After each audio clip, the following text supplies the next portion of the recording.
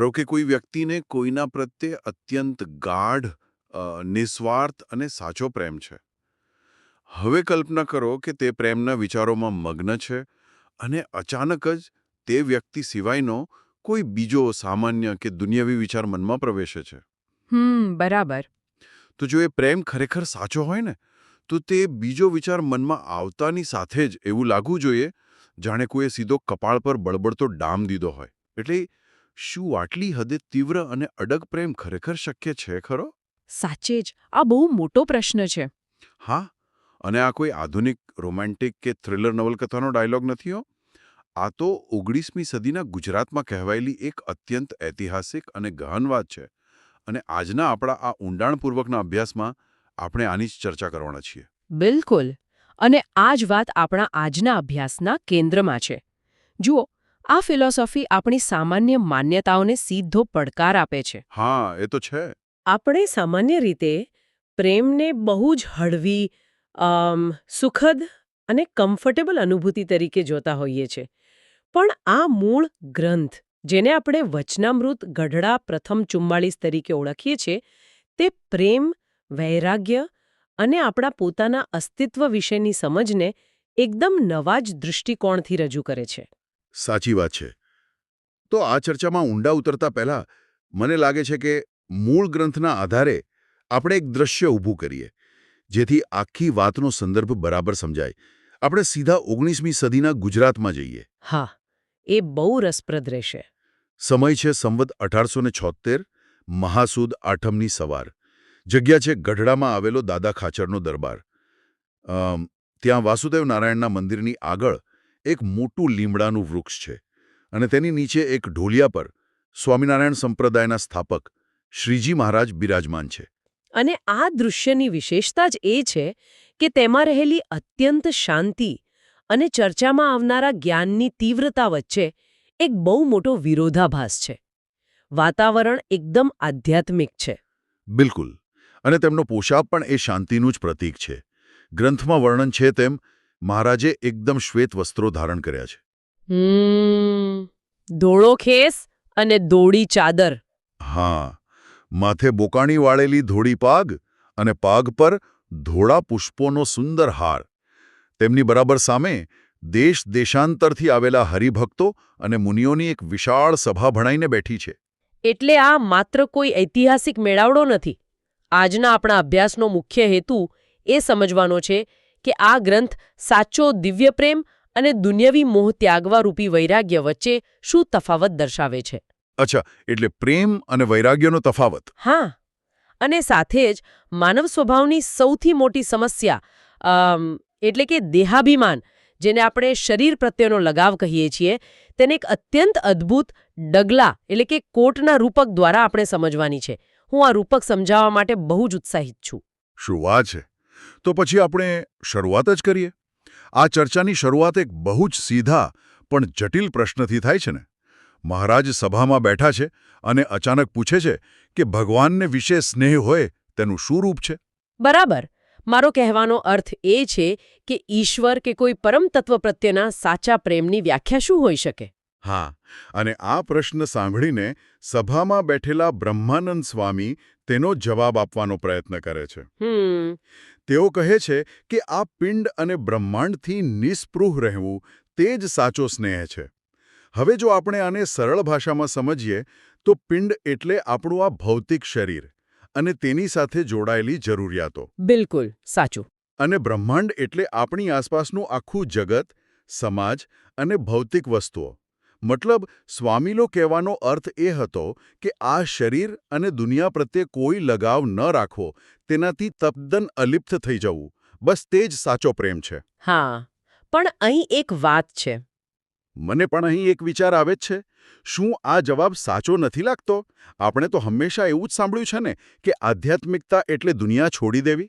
જુઓ, દેખીતી રીતે તો આ જવાબ એકદમ સાચો જ લાગે, કારણ કે દુનિયાવી લગાવ છોડવો એ આધ્યાત્મિક માર્ગનું એક બહુ મહત્વનું પગથિયું છે જ. પરંતુ મહારાજ અહીં એક બહુ જ મોટો વૈચારિક ભેદ સ્પષ્ટ કરે છે. ઓહ, એ કઈ રીતે? તેઓ બ્રહ્માનંદ સ્વામીને સુધારે છે અને કહે છે કે સ્વામી, તમને તો સ્નેહની દિશા જડી નહીં, તમે જે જગતથી અલિપ્ત રહેવાની વાત કરી તે સ્નેહ નથી, તે તો વૈરાગ્ય છે. અચ્છા, એટલે કે વૈરાગ્ય અને પ્રેમ બંને સાવ અલગ વસ્તુઓ છે એમ. હા, આ ફિલોસોફી મુજબ બંને તદ્દન અલગ છે. વૈરાગ્ય એટલે કોઈ વસ્તુ પ્રત્યે અણગમો અથવા ઉદાસીનતા હોવી. સમજી ગયો. ધારો કે કોઈ વ્યક્તિ પોતાના ઘરની બધી જ વસ્તુઓ ખાલી કરી નાખે છે. ઘર એકદમ સ્વચ્છ અને ખાલી થઈ ગયું. આ વૈરાગ્ય છે. અંદર હવે કોઈ કચરો નથી. બરાબર. પણ માત્ર ઘર ખાલી હોવાનો અર્થ એ નથી થતો ને કે તે ઘરમાં કોઈ રહેવા આવી ગયું છે. દુનિયાથી દૂર જવું એ મનની ખાલી અવસ્થા છે. પણ તે ખાલી જગ્યામાં ઈશ્વર પ્રત્યેનો પ્રેમ ભરાયો છે કે નહીં, તે એક સાવ અલગ જ મુદ્દો છે. વાહ, આ ઉદાહરણથી વાત એકદમ સ્પષ્ટ થઈ ગઈ. દુનિયાનો કંટાળો આવવો એનો અર્થ એ નથી કે ભગવાન સાથે પ્રેમ થઈ ગયો છે. સાચી વાત છે. તો પછી મહારાજ સાચા સ્નેહની શું વ્યાખ્યા આપે છે? તેઓ સ્પષ્ટ કહે છે કે ભગવાનની મૂર્તિની અખંડ સ્મૃતિ રહેવી તેનું નામ સ્નેહ છે. બરાબર. અખંડ સ્મૃતિ. હા, અખંડ સ્મૃતિ એટલે કે મન એક ક્ષણ માટે પણ તે વિચારથી, તે પ્રેમથી અલગ ન થાય. અને આ અખંડ સ્મૃતિને સમજાવવા માટે મૂળ લખાણમાં 2 એવા ઉદાહરણો આપવામાં આવ્યા છે જે સાંભળીને કોઈ પણ વ્યક્તિ ચોંકી જાય. અને આ જ ઉદાહરણો માનવ મનની સંવેદનશીલતા અને પ્રેમના ઉચ્ચતમ શિખરને દર્શાવે છે. હું તો કહીશ કે આ બહુ શક્તિશાળી ઉદાહરણો છે. હા, પહેલું ઉદાહરણ એવું છે કે જાણે કોઈ વ્યક્તિ પંચામૃત જેવું અત્યંત સ્વાદિષ્ટ ભોજન જમી રહ્યું હોય અને તેમાં કોઈ અચાનક ધૂળ કે કાંકરાનો આખો ખોભો ભરીને નાખી દે. ઓ કાપ રે! ત્યારે મોઢામાં જેવો સ્વાદ બગડે અને અરેરાટી થાય તેવી જ અરેરાટી પ્રેમના વિચાર સિવાય બીજો કોઈ વિચાર આવતા થવી જોઈએ.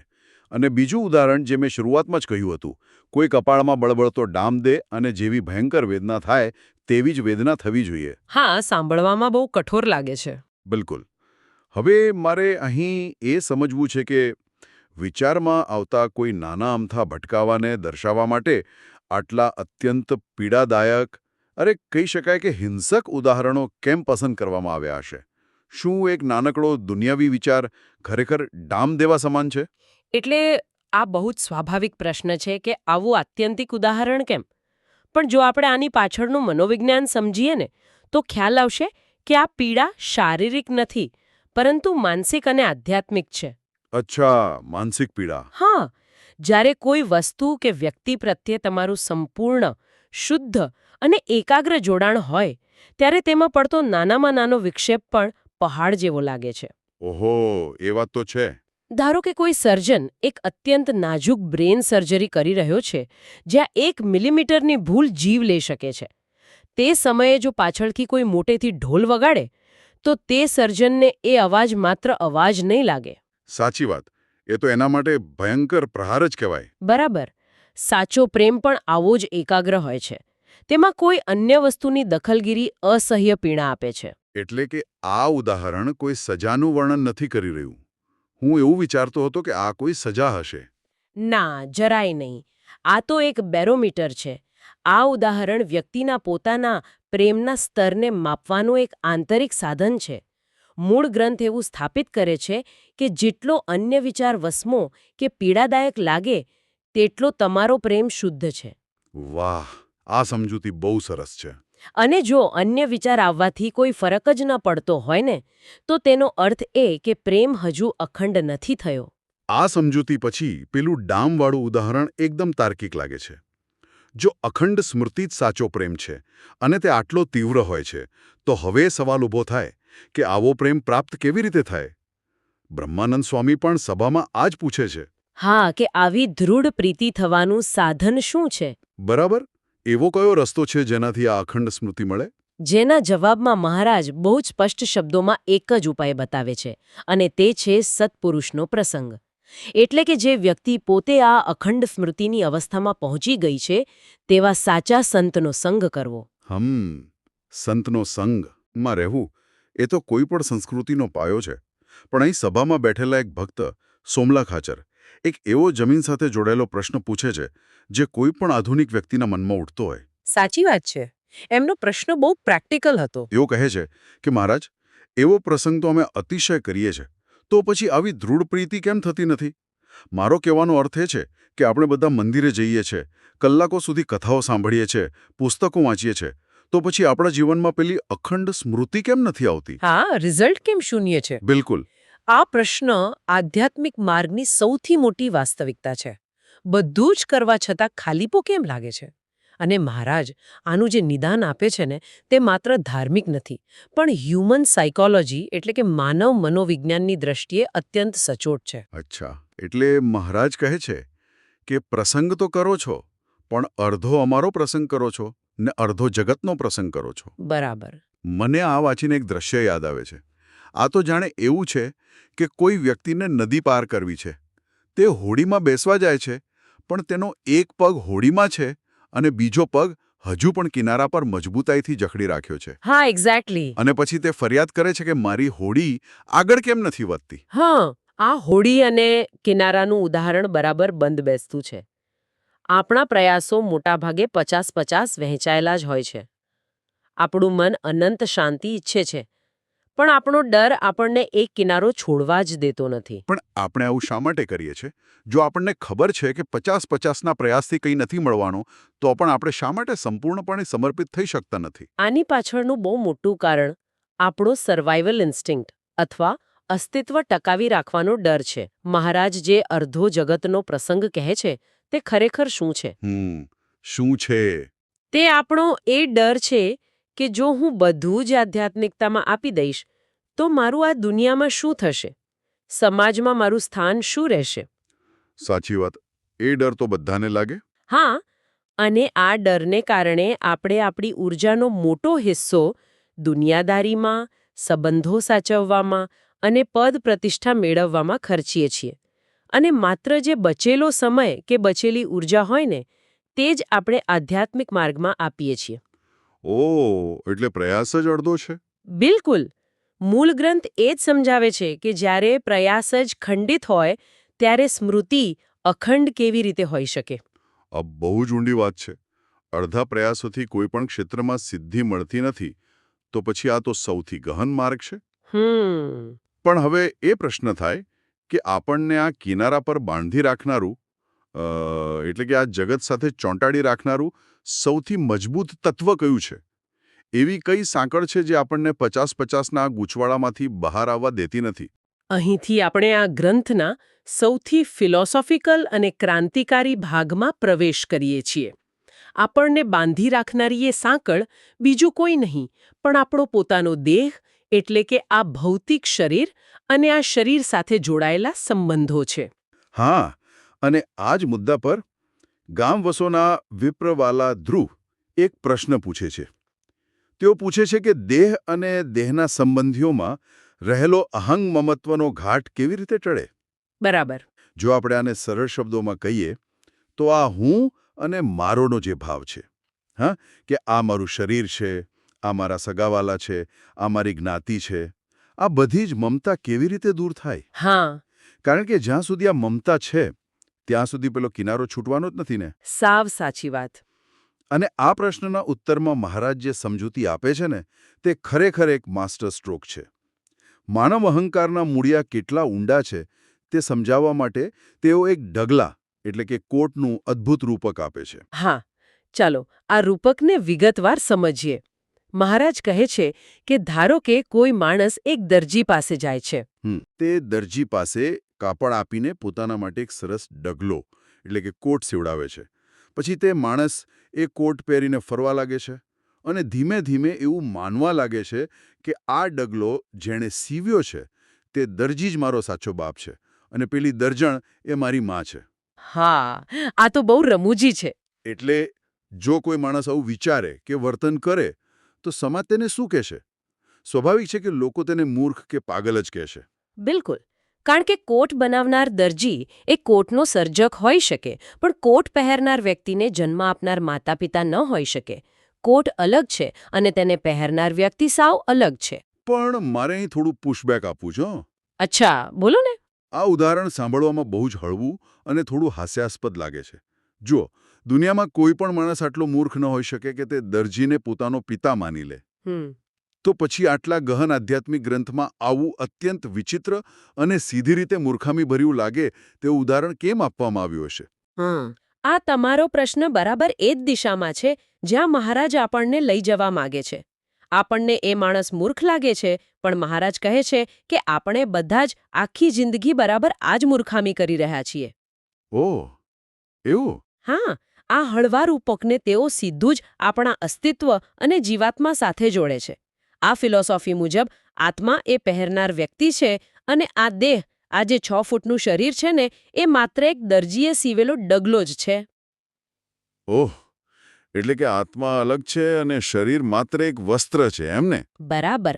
ગ્રંથમાં મહારાજ બહુ સ્પષ્ટ કહે છે કે આ જીવને આ દેહરૂપ જે ડગલો છે તે અનંતકાળની યાત્રામાં અલગ અલગ જગ્યાએથી મળે છે. અચ્છા. ક્યારેક તે કોઈ ઉચ્ચ કુળમાં જન્મ લે છે, ક્યારેક કોઈ નીચલી ગણાતી જાતિમાંથી મળે છે, તો ક્યારેક 84 લાખ અલગ અલગ જાતિઓમાંથી, જેમ કે કોઈ પશુ કે પક્ષીના રૂપમાં આ દેહરૂપી ડગલો મળે છે. એટલે ડગલા બદલાતા રહે છે. હા, હવે આત્મા તે દેહને જ પોતાનું અસલી સ્વરૂપ માની લે અને તે દેહને જન્મ આપનાર જૈવિક માતા-પિતાને પોતાના એટલે કે આત્માના સગા માતા-પિતા માની લે, તો તે પેલા દરજીને બાપ માનવા જેટલી જ મોટી મૂર્ખામી છે. મહારાજના પોતાના શબ્દોમાં કહીએ તો, આવું માનનારને પશુ જેવો જાણવો.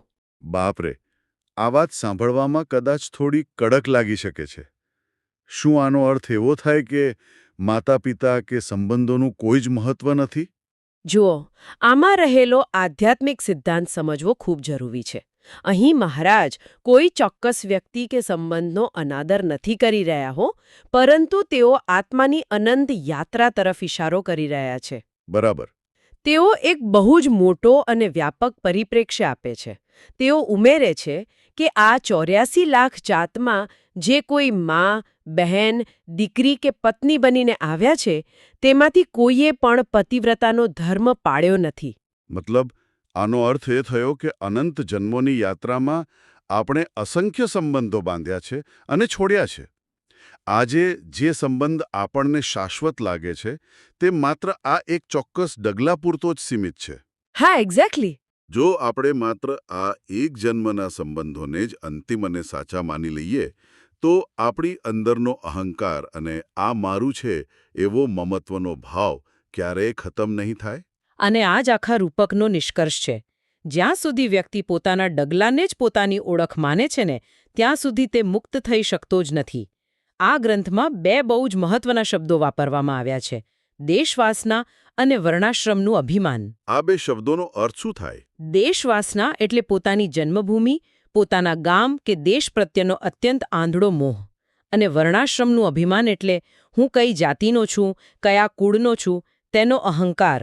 આ ફિલોસોફી ભારપૂર્વક કહે છે કે જ્યાં સુધી આ 2 પ્રકારના અભિમાન મનમાં જીવંત છે, ત્યાં સુધી અસલી સાધુપણું કે આધ્યાત્મિકતા આવતી જ નથી. તો પછી આ ગ્રંથના આધારે સાચો સાધુ કોને કહેવાય? સાચો સાધુ એ છે જે પોતાના આત્માને શરીરથી સાવ અલગ બ્રહ્મરૂપ માને છે. જેણે આ સમજી લીધું છે કે આ શરીર માત્ર એક ભાડાનું મકાન છે કે એક સીવેલો કોટ છે. વાહ, બહુ સરસ વાત. તે તમામ વાસનાઓનો ત્યાગ કરીને, અહંકાર છોડીને માત્ર પરમ તત્વને ભજે છે. અને આ વચનામૃતના અંતમાં મહારાજ બહુ જ માર્મિક વાત કરે છે. તેઓ ખુલ્લા શબ્દોમાં કહે છે કે એવો સાધુ તો હું છું જેને વર્ણાશ્રમનું લેશ માત્ર માન નથી. અને મૂળ ગ્રંથના અંતમાં એ પણ સ્પષ્ટ કરવામાં આવ્યું છે કે મહારાજ પોતે સાક્ષાત પરમ તત્વ કે પુરુષોત્તમ નારાયણ હોવા છતાં માત્ર પોતાના ભક્તોને શિક્ષા અને માર્ગદર્શન આપવા ખાતર જ આ શબ્દો બોલ્યા છે. હા, જેથી સામાન્ય લોકો આદર્શ સાધુતા અને અનાસક્તિનો માર્ગ સમજી શકે. ખરેખર આ આખો સંદર્ભ જો આપણે ભેગો કરીએ તો એક બહુ મોટું ચિત્ર ઊભું થાય છે. સાચી વાત છે. આ માત્ર કોઈ ધાર્મિક નિયમોની વાત નથી, પણ અસ્તિત્વના મૂળભૂત પ્રશ્નોનો ઉત્તર છે. તો શું આપણે આજના ઊંડાણપૂર્વકના અભ્યાસના મુખ્ય મુદ્દાઓનું તારણ કાઢી શકીએ? ચોક્કસ. આપણે મુખ્યત્વે 3 વસ્તુઓ શીખ્યા. સૌથી પહેલી વાત, પ્રેમ એટલે માત્ર દુનિયાથી અળગા થવું કે ખાલીપો નથી, પણ પોતાના લક્ષ્યની કે ઈશ્વરની અખંડ સ્મૃતિ રહેવી જોઈએ. અને આ સ્મૃતિ એટલી તીવ્ર હોવી જોઈએ કે તેમાં કોઈ બીજો વિચાર પીડાદાયક લાગે. બીજી વાત આપણે એ શીખ્યા કે આધ્યાત્મિક માર્ગમાં અડધા પ્રયાસો એટલે કે 50-50 વાળી નીતિ ક્યારેય કામ નથી આવતી. આપણે એક પગ હોડીમાં અને એક પગ કિનારે રાખીને અનંતની યાત્રા ન કરી શકીએ. બિલકુલ. અને છેલ્લે સૌથી અગત્યની વાત, આપણું આ શરીર અને આ શરીર આધારિત આપણી તમામ સામાજિક ઓળખ એ માત્ર એક દરજીએ સીવેલા ડગલા એટલે કે કોટ સમાન છે. હા, આ બહુ પાવરફુલ વિચાર છે. આ ડગલાવાળો પ્રાચીન જ્ઞાનને જો આપણે આજના આપણા આધુનિક જીવન સાથે જોડીએ ને તો મને આશ્ચર્ય થાય છે કે આપણે રોજબરોજના જીવનમાં આ જ ભૂલ કેટલી બધી વાર કરીએ છીએ. હા, ડગલા બદલવાની વાત. બરાબર. આપણે આપણા નોકરીનો હોદ્દો, આપણું બેંક બેલેન્સ, આપણી સોશિયલ મીડિયા પ્રોફાઇલ, આપણું સ્ટેટસ, આ બધું શું છે? આ બધા જ અલગ અલગ પ્રકારના ડગલાઓ છે જે આપણે સમય પર પહેરીએ છીએ. અને તકલીફ ક્યાં શરૂ થાય છે? જ્યારે આપણે આ કોટને જ આપણું અસલી સ્વરૂપ માની લઈએ છીએ. સાવ સાચી વાત છે. અને પછી એ કોટની જાળવણી કરવામાં જ આખી જિંદગી જતી રહે છે. બરાબર. જો કોઈ આપણા એ સ્ટેટસ રૂપી કોટ પર થોડો પણ દાગ લગાડે કે કોઈ આપણી વિરુદ્ધ કંઈક બોલે તો આપણે અંદરથી તૂટી જઈએ છીએ. આપણે એટલા બધા આઈડેન્ટિફાઈ થઈ જઈએ છીએ કે આપણે ભૂલી જઈએ છીએ કે આપણે આ કપડાં નથી, આપણે તો તેને પહેરનાર અને અનંત યાત્રા કરનાર આત્મા છીએ. આ ઓળખનો વળગાળ જ આપણા મોટા ભાગના દુઃખોનું અને અસંતોષનું મૂળ કારણ છે. અને આ જ આખા અભ્યાસનો સૌથી મોટો પાઠ છે. જો આપણે આપણી જાતને આ બાહ્ય આવરણોથી અલગ જોતા શીખી જઈએ તો જીવનમાં એક અદ્ભુત શાંતિ અને સ્થિરતા આવી શકે છે. એટલે કાર્યક્રમના અંતમાં હું એક એવો વિચાર મૂકી જવા માંગુ છું જે કદાચ આપણે બધાને શાંતિથી બેસીને વિચારવા માટે મજબૂર કરી દેશે. આ ફિલોસોફી મુજબ જો આ ભૌતિક શરીર અને આ બધી જ સામાજિક ઓળખો માત્ર એક સીવેલો ડગલો જ હોય અને જો સત્ય એ હોય કે ભૂતકાળમાં આપણે અસંખ્ય એવી ઓળખો ધારણ કરી હોય અને સમય આવ્યે છોડી પણ દીધી હોય, તો પછી શું? તો પછી અત્યારે આપણે જે ડર, જે જૂના મનદુખો, જે કડવાશ કે પૂર્વગ્રહોને આટલી મજબૂતાઈથી છાતીએ વળગાડી રાખ્યા છે તેનું અસ્તિત્વના વિશાળ ફલક પર શું વજન રહે છે? બહુ સુંદર પ્રશ્ન છે આ. શું તે બધી જ પીડાઓ, તે બધો જ માનસિક ભાર માત્ર એક ભારે અને જૂનો થઈ ગયેલો કોટ ઉતારી દેવા જેટલો જ સરળ ન હોઈ શકે? જુઓ, આ એક એવો પ્રશ્ન છે જેનો જવાબ બહાર ક્યાંય નથી, પણ આપણે દરેકે પોતાની અંદર જ શોધવાનો છે. બિલકુલ. શું આપણે એ ભારે કોટ ઉતારવા તૈયાર છીએ ખરા? આજના આ ગહન વિશ્લેષણમાં સ્વાગત છે. હું આજે સવારથી જ એક બાબત પર વિચાર કરી રહી હતી જે કદાચ આપણે સૌ રોજિંદા જીવનમાં અનુભવીએ છીએ. આજના સમયમાં કોઈ એક જ બાબત પર અખંડ ધ્યાન કેન્દ્રિત કરવું કેટલું મુશ્કેલ છે, ખરું ને? બિલકુલ સાચી વાત છે. આજે તો ધ્યાન ભટકાવવા માટે હજાર વસ્તુઓ હાજર છે. હા, એટલે જ આપણે કોઈ રસપ્રદ લેખ વાંચતા હોઈએ કે પછી ઓફિસનું કોઈ બહુ જ અગત્યનું કામ કરતા હોઈએ, દર 2 મિનિટે આપણું મન ભટકી જાય છે. ક્યારેક ફોનની સ્ક્રીન પર નજર જાય, ક્યારેક ઈમેલના અવાજ પર, તો ક્યારેક મનમાં જ ચાલતા કોઈ નવા વિચાર પર. એકદમ સાચું. આપણે એક જગ્યાએ બેસી જ નથી શકતા. બરાબર. તો જો આજના આ ઝડપી અને વિક્ષેપોથી ભરેલા યુગમાં માત્ર 5 મિનિટ માટે પણ સંપૂર્ણ ફોકસ કરવું આટલું અઘરું હોય, તો પછી કોઈ એક શક્તિમાં એટલે કે પરમાત્મામાં અખંડ સ્મૃતિ કેવી રીતે શક્ય છે? આ બહુ જ મોટો પ્રશ્ન છે અને આજના આપણા વિશ્લેષણનો ઉદ્દેશ્ય આ જ બાબતની ઊંડાણપૂર્વક ચર્ચા કરવાનો છે. અને આ ચર્ચા ખરેખર બહુ રોમાંચક થવાની છે. કારણ કે આશ્ચર્યની વાત એ છે કે આ પ્રશ્ન માત્ર આજના સ્માર્ટફોન યુગનો નથી. આ જ ગહન પ્રશ્ન આજથી 200 વર્ષ પહેલા ચર્ચાયો હતો. અચ્છા, 200 વર્ષ પહેલા? હા, 200 વર્ષ પહેલા દાદા ખાચરના દરબારમાં આ સવાલ પૂછવામાં આવ્યો હતો. આપણે કલ્પના કરીએ કે એક અત્યંત શાંત લીમડાના વૃક્ષ નીચે શ્રીજી મહારાજ બિરાજમાન છે. તેમની આસપાસ સંતો અને હરિભક્તોની સભા ભરાયેલી છે. વાતાવરણ એકદમ શાંતિપૂર્ણ છે. એટલે કે ત્યાં કોઈ જ ડિજિટલ વિક્ષેપ નથી, કોઈ મોબાઈલની રિંગ વાગતી નથી? બિલકુલ નહીં. એકદમ નીરવ શાંતિ. છતાં ત્યાં ચર્ચા એ જ વાત પર થઈ રહી છે કે મનને સંપૂર્ણપણે એક જ દિશામાં ભગવાનમાં કેવી રીતે પરોવવું. આજે આપણે જે ઐતિહાસિક અને આધ્યાત્મિક સ્ત્રોતનું પૃથક્કરણ કરી રહ્યા છીએ તેમાં ભગવાન પ્રત્યેના સાચા સ્નેહ અને માનવ મનના મૂળભૂત ભ્રમ વિશે અદ્ભુત વાતો કરવામાં આવી છે. વાવ, આ તો બહુ જ રસપ્રદ સંદર્ભ છે. અને મેં જ્યારે આ સ્ત્રોત વાંચ્યો ત્યારે મને સૌથી વધુ આકર્ષિત એ વાત કરી કે આ સંવાદની શરૂઆતમાં જ શ્રીજી મહારાજ સાચા સ્નેહની, જેને આપણે દૃઢ પ્રીતિ કહીએ છીએ, તેની એકદમ કડક અને સ્પષ્ટ વ્યાખ્યા આપે છે. હા, તેમની વ્યાખ્યા બહુ જ સ્પષ્ટ અને સીધી છે. કોઈ ગોળ ગોળ વાતો નથી. હા, તેઓ કહે છે કે સ્નેહ એટલે ભગવાનની મૂર્તિની અખંડ સ્મૃતિ રહેવી. અખંડ સ્મૃતિ એટલે વચ્ચે એક પણ સેકન્ડનો બ્રેક નહીં. હા, દિવસ રાત માત્ર ને માત્ર એક જ સ્મરણ રહેવું અને મનમાં બીજો કોઈ જ વિચાર ના આવવો. બીજો કોઈ જ વિચાર નહીં. અને જુઓ, સૌથી આકરી કસોટી તો એ છે કે જો ભગવાન સિવાય બીજો કોઈ વિચાર મનમાં પ્રવેશે તો એનો સીધો અર્થ એ છે કે સ્નેહ હજુ અપૂર્ણ છે. આ સાંભળવામાં થોડું કડક નથી લાગતું? આ વ્યાખ્યા ખરેખર વિચારતા કરી મૂકે તેવી છે.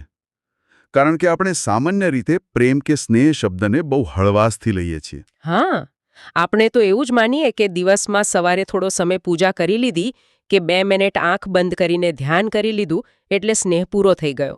બરાબર. પણ અહીં વાત માત્ર અમુક સમય માટે કોઈ ક્રિયા કરવાની નથી. અહીં વાત અસ્તિત્વની એક એવી અવસ્થાની છે જ્યાં સંપૂર્ણ જોડાણ હોય. જો મનમાં બીજો વિચાર આવે છે તો તેનો અર્થ એ છે કે હજુ પણ આપણા મનમાં અન્ય વસ્તુઓ માટે જગ્યા ખાલી છે. એટલે કે હજુ મગજમાં સ્પેસ છે બીજી બાબતો માટે. બિલકુલ. અને જ્યાં સુધી અન્ય વસ્તુઓ માટે જગ્યા છે ત્યાં સુધી સમર્પણ સંપૂર્ણ કહી જ ન શકાય. સાચી વાત છે. અને આ અપૂર્ણતા કેટલી ગંભીર છે તે સમજાવવા માટે સ્ત્રોતમાં 2 એવા શક્તિશાળી ઉદાહરણો આપવામાં આવ્યા છે જે સીધા મગજમાં ઉતરી જાય છે. ચાલો આપણે આને વિસ્તારથી સમજીએ. ચોક્કસ, એ ઉદાહરણો ખરેખર બહુ અસરકારક છે. પહેલું ઉદાહરણ એ છે કે ધારો કે કોઈ અત્યંત સ્વાદિષ્ટ અને મીઠું ભોજન ખાતા હોઈએ, સરસ મજાની પંગતમાં બેઠા હોઈએ અને મોઢામાં કોળીઓ મૂકીએ. અને તેમાં અચાનક કાંકરો આવી જાય. બાપરે, હા, કાકરો આવતા જ એ આખો સ્વાદ, એ આખી મજા તરત જ બગડી જાય છે ને. એક નાનકડો કાકરો આખા ભોજનના અનુભવને નષ્ટ કરી દે છે. મગજ સીધું એ કાંકરા પર જ જતું રહે છે. એકદમ સાચી વાત.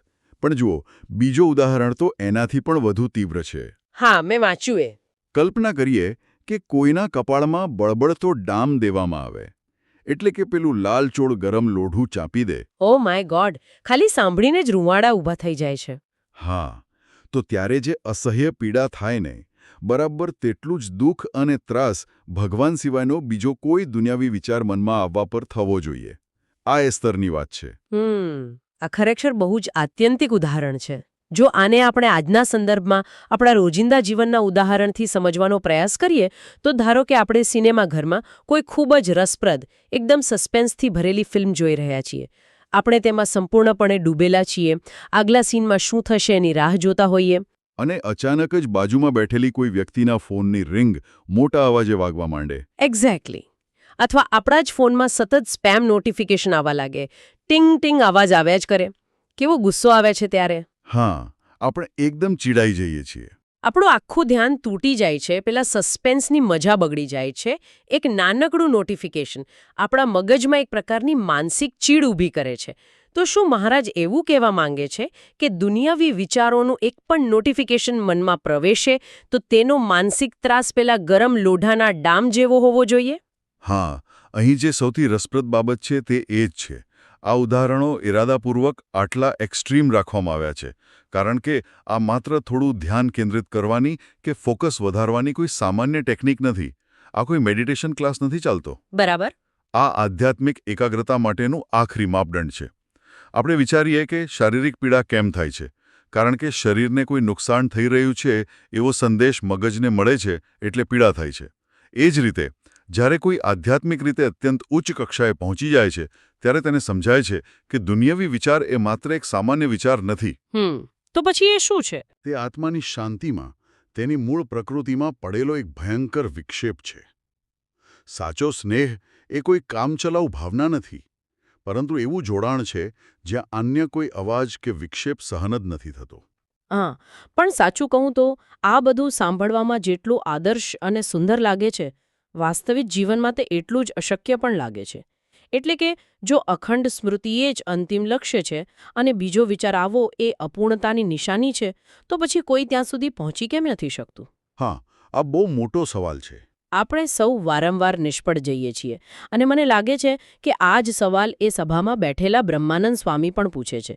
તેઓ બહુ જ વ્યવહારિક પ્રશ્ન પૂછે છે કે આવી અખંડ પ્રીતિ કેવી રીતે થાય, કારણ કે આ તો બહુ જ અઘરું છે. અને તેનો જે જવાબ શ્રીજી મહારાજ આપે છે ને તે ખૂબ જ સચોટ છે. તેઓ એકદમ સ્પષ્ટ શબ્દોમાં કહે છે કે સત્પુરુષનો પ્રસંગ એટલે કે સાચા સંતનો સંપર્ક કરવો, ખરું ને? હા, તેમની સાથે રહેવું, તેમના વિચારો સાંભળવા, પણ તેઓ માત્ર આટલું કહીને અટકતા નથી. તેઓ વાસ્તવિક સમસ્યા પર સીધી આંગળી મૂકે છે. તેઓ કહે છે કે સમસ્યા એ નથી કે આપણને રસ્તો ખબર નથી. સમસ્યા એ છે કે માણસ પોતાના સમય અને ઊર્જાનું અડધું વિભાજન કરે છે. ઓહ, અહીં આ વિષય ખરેખર બહુ રોમાંચક વળાંક લે છે. બિલકુલ. સ્ત્રોત મુજબ આપણે શું કરીએ છીએ કે આપણો અડધો સમય ભગવાનમાં કે સત્સંગમાં આપીએ છીએ અને બાકીનો અડધો સમય દુનિયામાં, એટલે કે આપણા વ્યાવહારિક મોહમાં, માયામાં કે પછી પૈસા અને પદ પ્રતિષ્ઠા મેળવવામાં વેડફીએ છીએ. આ 50-50ના વિભાજનને કારણે પેલી દૃઢ પ્રીતિ ક્યારે થઈ શકતી નથી. જો આપણે આને મોટા ચિત્ર સાથે જોડીએ તો મનોવિજ્ઞાનની ભાષામાં આને આપણે કોગ્નિટિવ ડિસોનન્સ અથવા માનસિક સંઘર્ષ કહી શકીએ. બે વિરોધી વિચારો વચ્ચે ફસાવું. હા, આપણે બે વિરોધી દિશાઓમાં એક સાથે મુસાફરી કરવાનો પ્રયાસ કરી રહ્યા છીએ. એક તરફ આપણે આધ્યાત્મિક શાંતિ જોઈએ છે કે ભાઈ મનને શાંતિ મળે, અને બીજી તરફ આપણે આ દુનિયાવી સ્પર્ધામાં, આ ઉંદર દોડમાં પણ પ્રથમ આવવું છે. અરે વાહ, આ તો એવી વાત થઈ ગઈ ને કે જાણે કોઈ વ્યક્તિ કાર ચલાવતી વખતે પોતાનો એક પગ એક્સેલરેટર પર રાખે, એટલે કે ગતિ વધારવાનો પ્રયાસ કરે, અને એ જ સમયે બીજો પગ પૂરી તાકાતથી બ્રેક પર દબાવી રાખે. હા, એકદમ પરફેક્ટ ઉદાહરણ છે આ. બંને પેડલ એકસાથે દબાવવાથી કાર કોઈ દિવસ આગળ વધવાની જ નથી. હા, કારનું એન્જિન જરૂર ખરાબ થઈ જશે, અંદરથી વિચિત્ર અવાજ આવશે અને ધુમાડો નીકળશે, પણ મંઝિલ તો નહીં જ મળે. સાવ સાચી વાત. તો શું આપણી આધ્યાત્મિક યાત્રા પણ આ 50-50ની નીતિને કારણે આવી જ સ્થગિત થઈ જાય છે? આપણે આપણી બધી જ ઊર્જા તો વાપરી નાખીએ છીએ, થાકી જઈએ છીએ, પણ પહોંચીએ છીએ ક્યાંય નહીં. એકદમ સાચી વાત પકડી તમે. આ 50-50નું વિભાજન એ માત્ર સમયનું ટાઈમટેબલ નથી. એ આપણી ચેતનાનું, આપણા મનનું ખંડન છે. બે અલગ-અલગ દુનિયામાં જીવવાનો પ્રયાસ એ એક ભયંકર માનસિક થાક ઊભો કરે છે. આપણે મેન્ટલી ડ્રેન થઈ જઈએ છીએ. બિલકુલ. આ દ્વંદ્વ વ્યક્તિની બધી જ એનર્જી ખાઈ જાય છે. સંપૂર્ણ સમર્પણ માટે જે એકાગ્રતા અને શાંતિ જોઈએ, તે આ અડધા વિભાજનમાં ક્યારેય જળવાતી નથી. અને એટલે જ મહારાજે ઉકેલ તરીકે સત્પુરુષનો પ્રસંગ કહ્યો છે. પણ મને અહીં એક સવાલ થાય છે. સત્પુરુષનો પ્રસંગ જ કેમ? એવું તે શું થાય છે સાચા સંતના સંપર્કમાં આવવાથી? આપણે જાતે ચોપડીઓ વાંચીને આ બ્રેક પરથી પગ ના હટાવી શકીએ? જુઓ, વાત એમ છે કે જ્યારે તમે એવી કોઈ વ્યક્તિના સંપર્કમાં રહો છો, જેનું લક્ષ્ય 50-50 નથી, પરંતુ 100% સ્પષ્ટ છે, ત્યારે તેમની એ ઊર્જા, એ સ્પષ્ટતા તમારામાં પણ સંક્રમિત થાય છે. અચ્છા, એટલે તેમની અસર આપણા પર પડે છે. હા, આધુનિક વિજ્ઞાન પણ કહે છે ને કે આપણું મન એ આપણી આસપાસના 5 લોકોની સરેરાશ છે. સત્પુરુષ એવા માર્ગદર્શક છે જે ધીમે ધીમે આપણા મનને પેલા બ્રેક પરથી પગ હટાવવામાં અને એક જ દિશામાં આગળ વધવામાં મદદ કરે છે. તેઓ આપણામાં રહેલા આ સંઘર્ષને શાંત પાડે છે. એ વાત તો હવે બરાબર સમજાય છે. જો બ્રેક પરથી પગ હટાવી લઈએ તો યાત્રા સરળ થઈ જાય. પણ હવે એક નવો પ્રશ્ન ઊભો થાય છે મારા મનમાં. બોલો. આપણે બધા જ સમજીએ છીએ કે આ દુનિયાવી મોહ, આ સ્પર્ધા, આ 50-50નું જીવન આપણને માત્ર થાક જ આપે છે. આપણને કોઈ શાંતિ મળતી જ નથી. તો પછી આપણે શા માટે આપણો અડધો સમય અને ઊર્જા આ દુનિયાના મોહમાં વેડફીએ છીએ? આપણને એવી કઈ વસ્તુ પકડી રાખે છે જે આપણને સંપૂર્ણ સમર્પણ કરવા દેતી જ નથી? આ સવાલ બહુ જ સ્વાભાવિક છે, અને તમને જાણીને નવાઈ લાગશે કે એ જ સભામાં વાલા ધ્રુવ નામના ભક્ત અહંકાર અને સંબંધો વિશે આવો જ એક પ્રશ્ન પૂછે છે. ઓહ, એટલે આ સમસ્યા બહુ જૂની છે? હા, અને તેના જવાબમાં સ્ત્રોત આપણી એક બહુ જ મૂળભૂત ભૂલ તરફ ધ્યાન દોરે છે. અને તે ભૂલ છે દેહભાવ. દેહભાવ એટલે શરીરને જ બધું માની લેવું, એમ ને? એકદમ બરાબર. આપણે વાસ્તવમાં શાશ્વત આત્મા છીએ, પણ આપણે પોતાને માત્ર આ દેહ, આ શરીર જ માની લીધું છે. આ શારીરિક ઓળખ જ તમામ મોહ, અહંકાર અને અડચણોનું મૂળ કારણ છે. અને આ દેહભાવના ભ્રમને તોડવા માટે મહારાજે એક એવું ઉદાહરણ આપ્યું છે જે મેં જ્યારે વાંચ્યું ત્યારે પહેલી નજરે મને થોડું હાસ્યાસ્પદ લાગ્યું, પણ તે અત્યંત સચોટ છે. પેલું દરજી અને કપડાનું દૃષ્ટાંત. અરે હા, આ દૃષ્ટાંત તો ખરેખર આંખ ઉગાડનારું છે. મહારાજ સમજાવે છે કે ધારો કે કોઈ માણસ એક સારા દરજી પાસે જાય, પોતાની માટે સરસ મજાના એકદમ ફિટિંગવાળા અને કિંમતી કપડાં સીવડાવે. એ કપડાં પહેરીને તે ખુશ પણ બહુ થાય. સ્વાભાવિક છે. પણ પછી એ કપડાં બનાવનાર દરજીને જ પોતાનો બાપ માની લે તો દુનિયા એને શું કહેશે? એને મૂર્ખ જ કહેવાની છે ને? હા, સાવ મૂર્ખ જ કહેવાય ને. દરજીને તે કંઈ પિતા મનાતો હશે. બરાબર. એ જ રીતે આ સ્ત્રોત કહે છે કે આ દેહ આપણો નથી. એ માત્ર એક કપડું છે જે આત્માએ અમુક સમય માટે પહેરેલું છે અને તે દરેક જન્મે બદલાતો રહે છે. છતાં આપણે આ શરીરને જન્મ આપનારા માતા પિતા કે આ શરીર સાથે જોડાયેલા સંબંધોને જ અંતિમ સત્ય માની લઈએ છીએ અને એ સંબંધોને જિંદગીભર વળગી રહીએ છીએ. આ જ આપણું સૌથી મોટું અજ્ઞાન છે. એક્ઝેક્ટલી. આપણે કપડાને જ આપણું અસ્તિત્વ માની લીધું છે. આપણે સાવ ભૂલી ગયા છીએ કે કપડાં તો માત્ર અમુક વર્ષો માટે છે. પહેરનાર અંદર કોઈ બીજું જ છે, જે આત્મા છે. પણ મારે અહીં થોડીવાર માટે એક સાવ પ્રેક્ટિકલ પ્રશ્ન પૂછવો છે.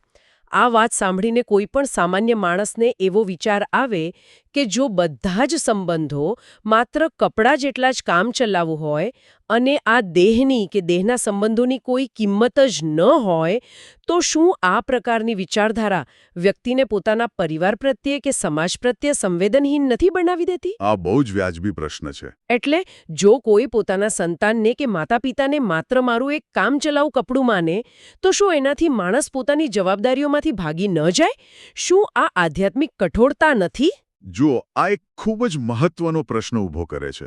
અને સાચું કહું તો અધ્યાત્મ માર્ગમાં આ જ સૌથી મોટી ગેરસમજ પ્રવર્તતી હોય છે.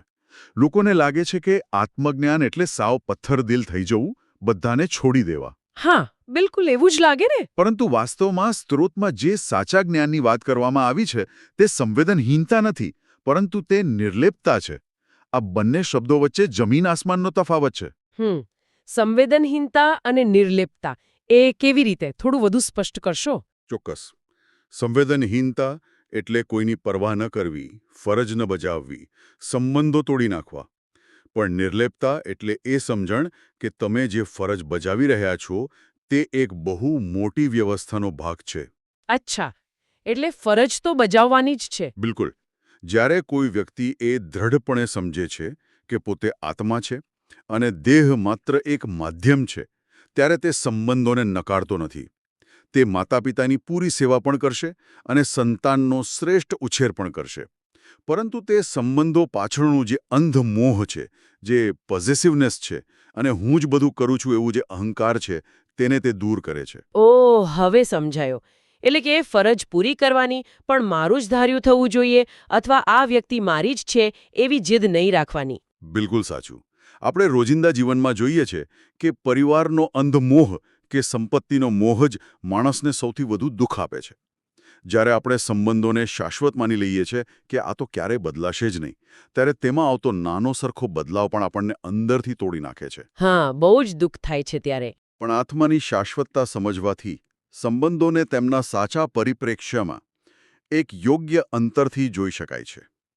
આપણે આપણી ફરજો પૂરી નિષ્ઠાથી બજાવી શકીએ છીએ, પરંતુ તેમાં ભવિષ્યમાં કંઈક પાછું મેળવવાની અપેક્ષાનું કે નિરાશાનું દુઃખ રહેતું નથી. વાહ, આ તો એક અત્યંત મુક્ત અવસ્થા છે. હા, જ્યાં સુધી આપણે દેહને જ હું માનીશું, ત્યાં સુધી આ સામાજિક સંબંધો આપણને માનસિક રીતે બાંધી રાખશે. નિર્લેપતા એટલે કાદવમાં રહેલા કમળની જેમ જીવવું. કમળ કાદવમાં જ ઉગે છે, પણ કાદવ તેને ચોંટતું નથી. ફરજ બજાવવી, પણ તેમાં બંધાઈ ન જવું. આ બહુ જ સુંદર વાત કહી તમે. કાદવમાં રહેલા કમળ જેવું જીવન, એટલે કે સંબંધો નિભાવવાના ખરા, પરંતુ તેમાં ગૂંચવાઈને આપણી આંતરિક શાંતિ નષ્ટ ન થવા દેવી. તો હવે જો આપણે આખી ચર્ચાના અંતિમ અને સૌથી ઉચ્ચ શિખર તરફ જઈએ, તો પ્રશ્ન એ થાય કે જ્યારે કોઈ વ્યક્તિ ખરેખર આ દેહભાવના ભ્રમમાંથી સંપૂર્ણપણે બહાર આવી જાય છે, ત્યારે તેની સ્થિતિ કેવી હોય છે? સ્ત્રોતના અંતિમ ભાગમાં મહારાજે એક સાચા સાધુની વ્યાખ્યા આપી છે. હા, અને આ વ્યાખ્યા કોઈ સામાન્ય વ્યાખ્યા નથી. તે અત્યંત ગહન છે. મહારાજ કહે છે કે સાચો સાધુ એ છે જે આ દેહભાવને એટલે કે હું આ શરીર છું એવા વિચારને સંપૂર્ણપણે છોડી દે. તે પોતાના આત્માને બ્રહ્મરૂપ માને, દુનિયાની તમામ નાની મોટી વાસનાઓ અને ઈચ્છાઓનો ત્યાગ કરે અને માત્ર પોતાના સ્વધર્મમાં રહીને ભગવાનની ભક્તિ કરે. સ્વધર્મનું પાલન અને ભક્તિ. અને જુઓ, આમાં સૌથી રોમાંચક વાત એ કહી છે કે જ્યારે કોઈ વ્યક્તિ આ કક્ષાએ પહોંચે છે ત્યારે એવા સાધુ અને ભગવાન વચ્ચે પછી કોઈ જ અંતર રહેતું નથી. તેઓ જાણે એકાકાર થઈ જાય છે. અને તમને ખબર છે, આ એકાકાર થવા માટે સૌથી મોટો અવરોધ શું છે? શું? સામાજિક લેબલ્સ. સમાજે શરીરના આધારે જે અલગ અલગ ઓળખાણ ઊભી કરી છે તે. અને એટલે જ મહારાજ પોતાને એક બહુ જ ક્રાંતિકારી આદર્શ અહીં રજૂ કરે છે. અરે હા, મેં જ્યારે આ વાક્ય વાંચ્યું ત્યારે હું ખરેખર આશ્ચર્યચકિત થઈ ગઈ હતી. તેઓ બહુ જ સ્પષ્ટ અને દૃઢ શબ્દોમાં કહે છે કે મારે વર્ણાશ્રમનું લેશ માત્ર માન નથી. આ વાક્ય બહુ જ વજનદાર છે. આપણે વિચારવું પડે કે આજથી 200 વર્ષ પહેલાં જ્યારે ભારતીય સમાજમાં વર્ણ વ્યવસ્થા અને આશ્રમ વ્યવસ્થા કેટલી કઠોર હતી, એવા સમયે સભાની વચ્ચે આટલી સ્પષ્ટતાથી આ લેબલ્સને નકારી કાઢવા એ કેટલું મોટું મુક્તિદાયક પગલું હશે. તો આ બધાનો અંતિમ અર્થ શું છે? જુઓ, આ વિધાનનું ઐતિહાસિક અને આધ્યાત્મિક બંને રીતે ખૂબ મોટું મૂલ્ય છે. આ માત્ર કોઈ સામાજિક સુધારાની વાત નથી. તે આત્મજ્ઞાનની પરાકાષ્ઠા દર્શાવે છે. અધ્યાત્મનું વાસ્તવિક મૂલ્ય ત્યારે જ છે જ્યારે તે આચરણમાં મુકાય. સમાજના જે કૃત્રિમ ભેદભાવો છે, અમુક જ્ઞાતિ ઊંચી કે નીચી અથવા બ્રહ્મચર્ય કે સંન્યાસ આશ્રમ શ્રેષ્ઠ, આ બધું જ શેના આધારે ઊભું કરાયું છે? હા, શરીરના આધારે જ ને, જન્મના આધારે. બિલકુલ. આ બધું જ માત્ર ને માત્ર દેહના, શરીરના આધારે ઊભું કરાયેલું માળખું છે. આત્માનો કોઈ વર્ણ હોતો નથી, આત્માની કોઈ જ્ઞાતિ હોતી નથી. એટલે કે જો આપણે પોતાની જાતને ખરેખર આત્મા માનતા હોઈએ તો પછી આ શારીરિક લેબલ્સનો કોઈ અર્થ જ નથી રહેતો. એકદમ સાચી વાત. જ્યારે મહારાજ કહે છે કે તેમને વર્ણાશ્રમનો લેશ માત્ર માન નથી, ત્યારે તેઓ પોતાની સંપૂર્ણ નિર્લિપ્તતા સાબિત કરી રહ્યા છે. જે વ્યક્તિ પોતાને દેહ માનતો જ નથી, તેને દેહને લાગુ પડતા કોઈ લેબલ, કોઈ નિયમો કે કોઈ સામાજિક દરજ્જો કઈ રીતે બાંધી શકે? આ દર્શાવે છે કે તેઓ તમામ ભૌતિક અને સામાજિક બંધનોથી પર છે. બહુ જ ઊંડી વાત છે આ. અને સાચો સાધુ પણ એ જ છે જે આ સામાજિક લેબલ્સની પાર જોઈ શકે. તે સામેવાળી વ્યક્તિને ગરીબ, અમીર, ઊંચી જ્ઞાતિ કે નીચી જ્ઞાતિના ચશ્માથી ન જુએ, પરંતુ એક શુદ્ધ આત્મા તરીકે જ જુએ. આ ખરેખર બહુ જ આંખ ઉઘાડનારું છે. જો આપણે આપણું પોતાનું જીવન જોઈએ તો આપણે સમાજમાં કેટલા બધા લેબલ્સ લઈને ફરીએ છીએ. હું મોટી કંપનીમાં મેનેજર છું, હું આટલી અમીર છું, હું આ જ્ઞાતિની છું, હું ફલાણાની દીકરી છું. હા, આપણે લેબલ્સનું જ વજન ઉચકીને ફરીએ છીએ. અને આ સ્ત્રોત એ બધા જ લેબલ્સને માત્ર દેહભાવ ગણીને એક જ ઝાટકે નકારી કાઢે છે. આ એક એવી સ્વતંત્રતા છે જે જો સમજાય ને તો માણસનો બધો જ માનસિક બોજ હળવો થઈ જાય. ચાલો આ આખી ગહન અને રસપ્રદ ચર્ચાનો એક ટૂંકો નિચોડ કાઢીએ. ચોક્કસ. આપણે શરૂઆત કરી સ્નેહની વ્યાખ્યાથી. સાચો સ્નેહ એટલે એકમાત્ર ભગવાનની અખંડ સ્મૃતિ, જેમાં કોઈ દુન્યવી વિચારનો વિક્ષેપ ન હોય, એટલે કે પેલું કોઈ સ્પેમ નોટિફિકેશન ન હોય. બરાબર. આ દૃઢ પ્રીતિ મેળવવા માટે આપણે જોયું કે સત્પુરુષનો સાચો પ્રસંગ અનિવાર્ય છે. આપણે એ પણ સમજ્યા કે અડધો સમય દુનિયાના મોહમાં અને અડધો ભગવાનમાં આપવાની જે 50-50 વાળી બ્રેક અને એક્સેલરેટરની નીતિ છે તે ક્યારેય કામ નથી કરતી.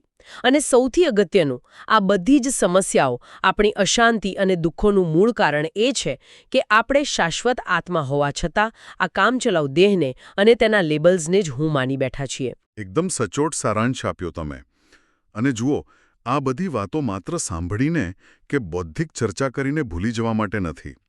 સ્ત્રોતમાં દર્શાવ્યા મુજબ આ જ્ઞાન આપણને અત્યંત ગંભીર આત્મનિરીક્ષણ કરવા પ્રેરિત કરે છે. આપણે સૌએ શાંતિથી બેસીને આપણી જાતને 3 ખૂબ જ સીધા અને કદાચ અઘરા પ્રશ્નો પૂછવાના છે. અચ્છા, કયા છે એ 3 પ્રશ્નો? પહેલો પ્રશ્ન: શું મને મારા દિવસ દરમિયાન ભગવાન કે મારા અંતિમ આધ્યાત્મિક લક્ષ્ય સિવાય દુનિયાવી બાબતોના મોહમાયાના બીજા વિચારો વારંવાર આવે છે?